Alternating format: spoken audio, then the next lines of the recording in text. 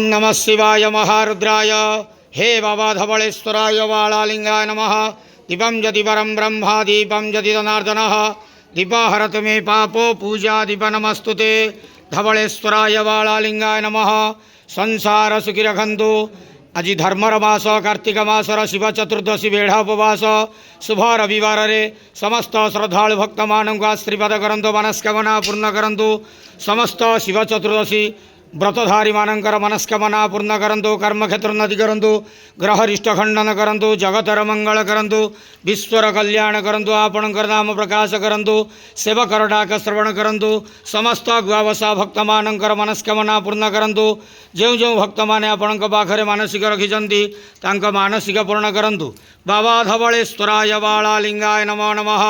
संसार सुखी रखंतु आनंदे गेवार हरि बोलो।